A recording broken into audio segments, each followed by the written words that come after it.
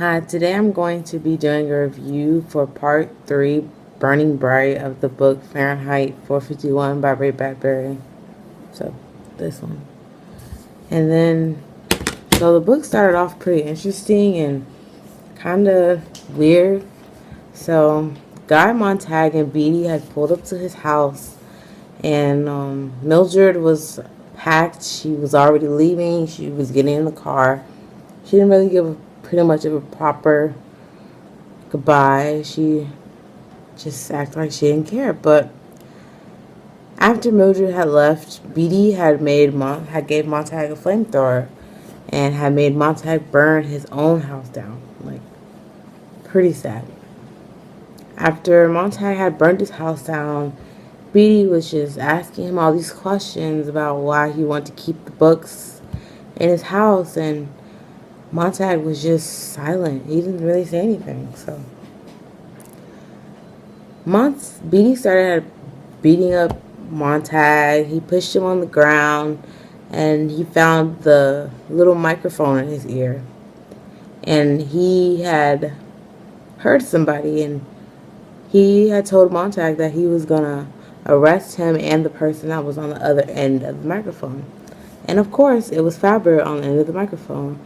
And Montag did not want anything to happen to Faber, so he grabbed his flamethrower and burned him to ashes. Like, pretty weird. So, as soon as Montag finished making Beatty ash, he grabbed his stuff and ran away. The police was chasing him. It was crazy. And finally, he lost the police in the alleyway. He had took a trip to Faber's house, and Faber had told him he needed to run away, he needed to go, and had gave him this instructions to go to a river and wear his clothes so he could mask his scent so the hound wouldn't follow him. So Montag had went in the river, changed his clothes, and he was floating. When Montag gets to the end of the river, he meets a guy named Granger.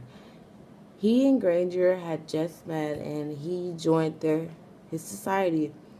And in Granger's society, they pretty much read books, memorized the books, and burned the books. And that was all a very new process for him.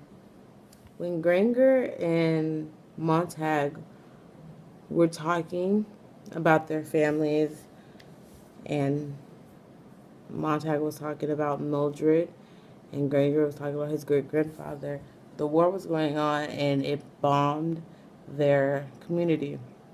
When the war was over, Granger and Montag had walked through the town, and they had saw all the damage that was done. And then they started thinking how to rebuild it, and they started seeing the town for the real beauty it was. They now realize that destruction leads to the rebirth of a new society, and they can now rebuild a new civilization based on books and the knowledge of knowing books. So the books end on a good note of rebuilding and a new civilization, and now we know that even with destruction, it comes the opportunity to rebuild something new and something better than the old society. So part 3 was a really good part. For me, it was the best part of the book. So, yeah, it's a good thing. So, yeah, I hope you enjoyed this review.